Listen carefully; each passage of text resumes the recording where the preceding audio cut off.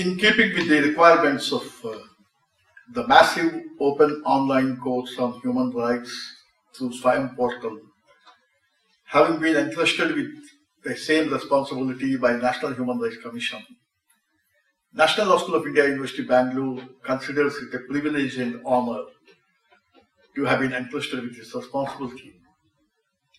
National Law School of India, University Bangalore, which is the preferred destination for quality legal education, firmly believes that human rights fail where feeling for life fails.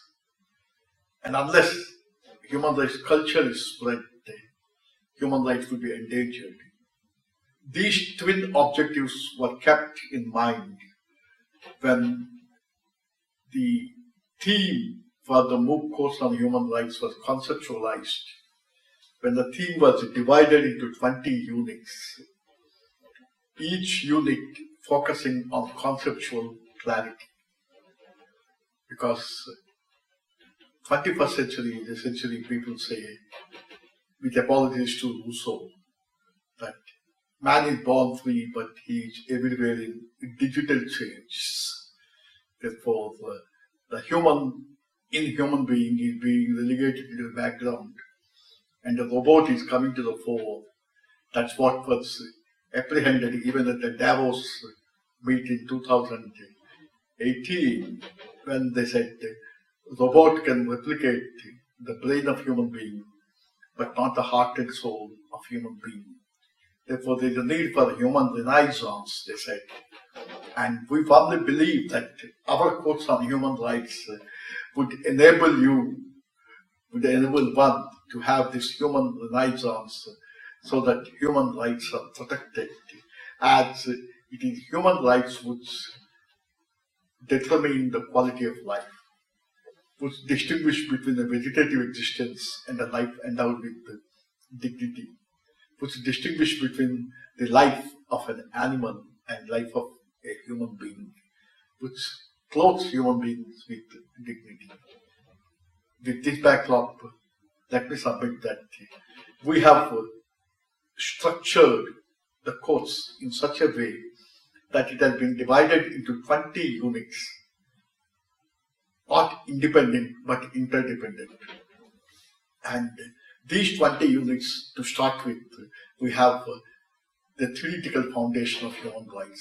Because as I've already said, unless you have conceptual clarity, unless you know what is human right, perhaps the best definition of human rights I have seen is right to be human in human rights, or giving adequate and just spaces is what you mean by human rights.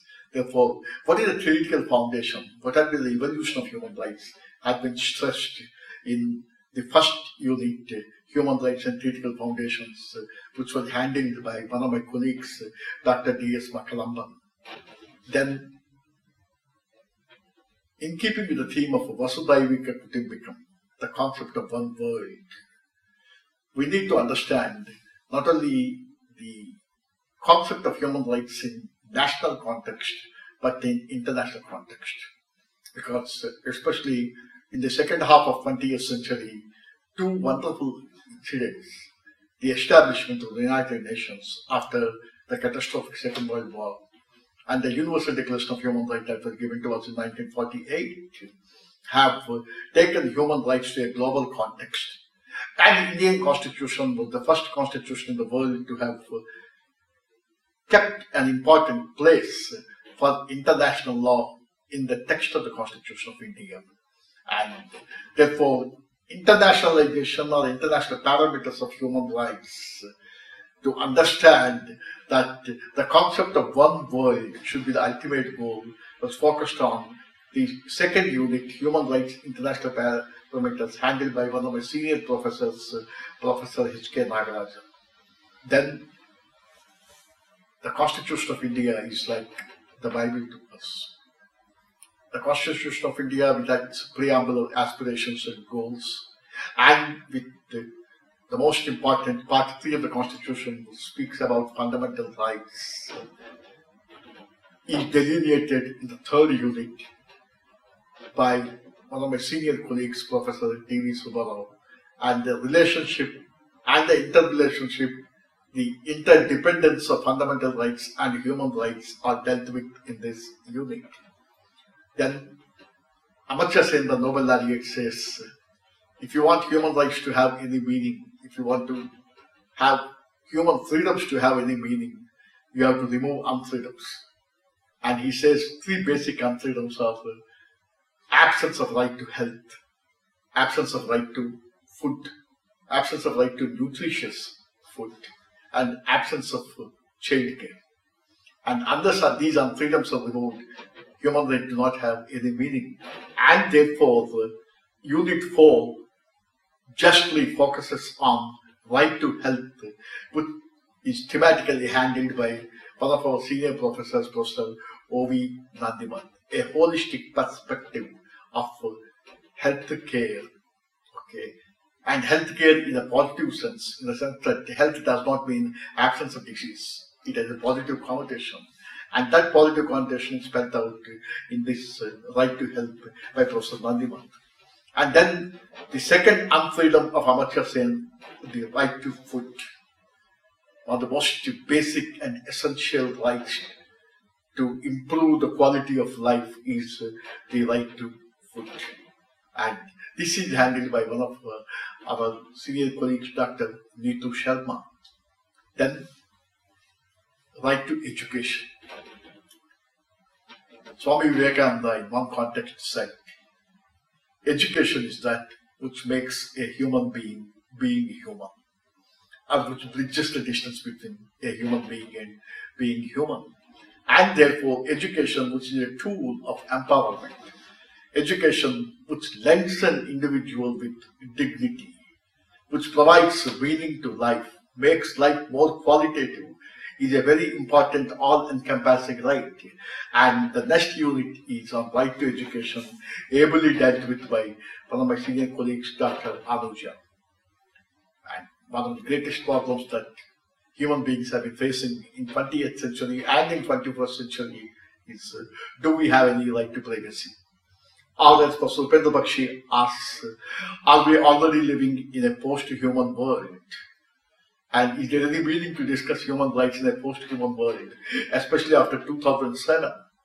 Because 2007 was the year in which you had the invention of iPhone, in which you had the emergence of Android, in which you had the birth of Kindle. So with the emergence of these technological gadgets, there is a feeling that privacy is a word only to be found in dictionary and not in real life. So human beings have bartered away their privacy. A landmark judgment was given by Supreme Court of India on 23rd August 2018 in Pottaswamy's case. All these aspects are dealt with in the right to privacy handled by Professor T.V. Subbarao.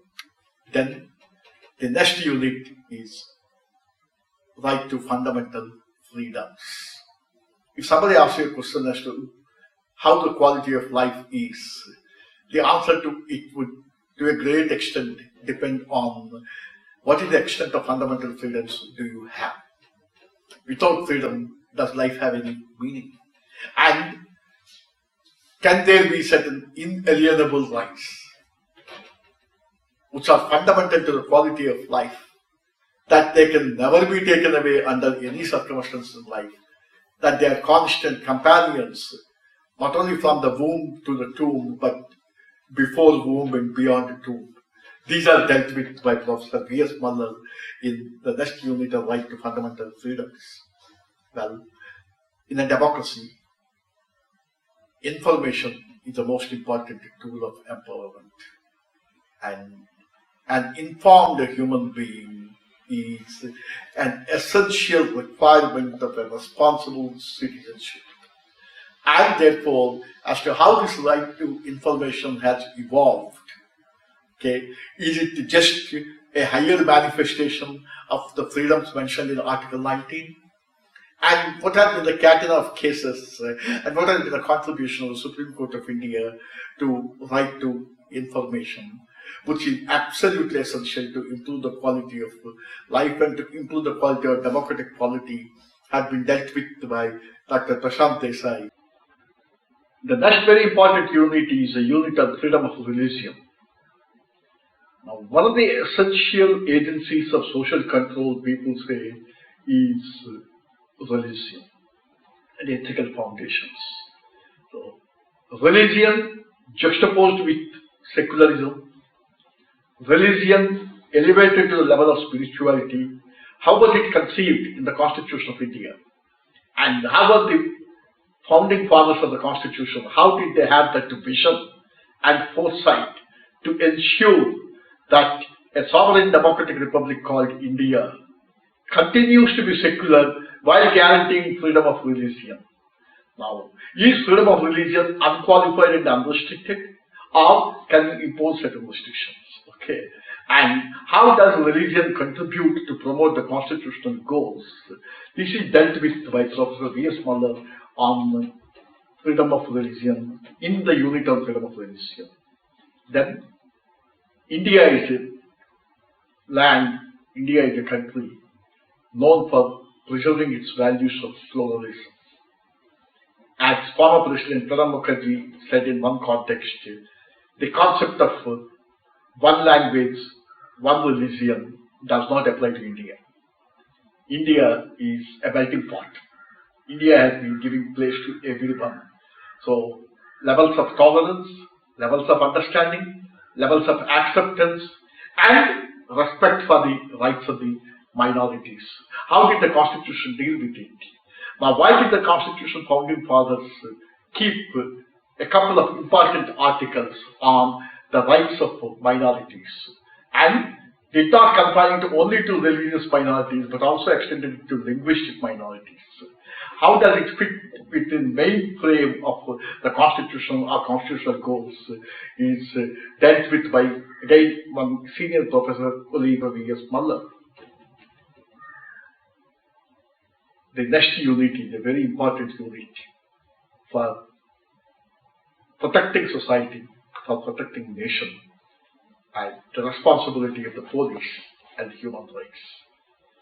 It is well said, one should always believe that every policeman is a citizen in uniform, and every citizen is a policeman without uniform. That means everyone is a police person, and every police person is a citizen. And what are the human rights that the police are supposed to guarantee? And what about the human rights of the police? Now, this is dealt with by Dr. Nagaratna in the next unit on police and human rights, because this is a very important facet of the administration of criminal justice, and much of it revolves around the three important fundamental rights guaranteed in the Constitution of India, following Article 20, 21, and 22. Then, the next unit is on the rights of women. Normally people say it is not the empowerment of women that's important, but emancipation of women. And when man-woman relationship is natural, now can you afford to structure it? And can you afford to dehumanize it?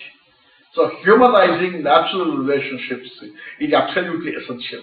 And Dr. Francis Thomas, a specialist in gender justice, focuses on this particular aspect of women's rights, and as to how even the Universal Declaration of Human Rights will cease to have any meaning if they do not give importance to the rights of women. Okay. The next unit is on the rights of that little angel called child. The question that always agitates right-thinking people is, all great people were children once, but why don't all children become great? What is that prevents a child from becoming great? And why is that the child's rights are always ignored? Now, even when you have a statute relating to a child, the subject of the child statute may be child, but the object will be an adult. Inadvertently, we take into consideration the interests of the adult while thinking about child. One fundamental mistake we commit is, even when we try to discuss the problems of children, what we do is we never talk to the child, but we always talk with the child. And there is the difference. Therefore, a holistic conceptual understanding of the rights of the child is done in the next unit by Dr. Anuja on the rights of the child, with only one objective: to bring back the smile on the face of the child with the help of these instruments.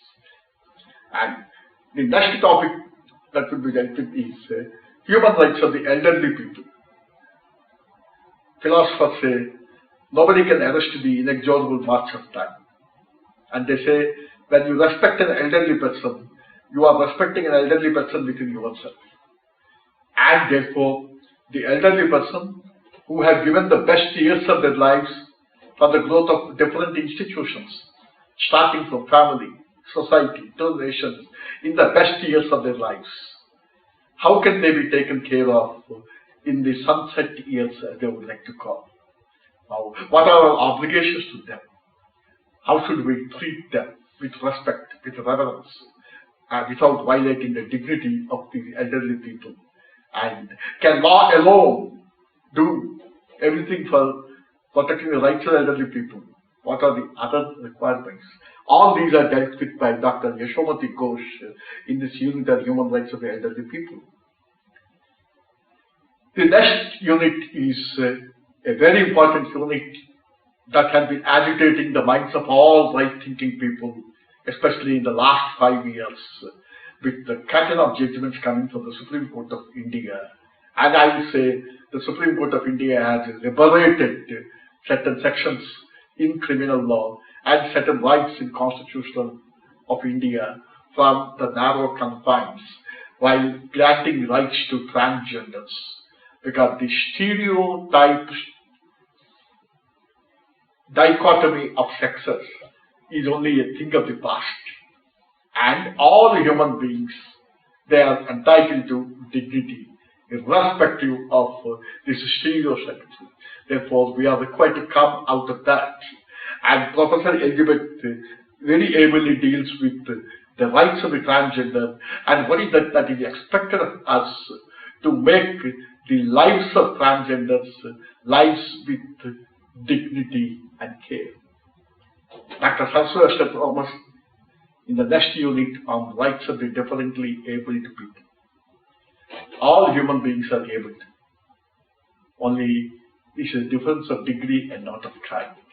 Therefore, due to quick of faith when there is a disability, to what extent are we justified in treating them as secondary?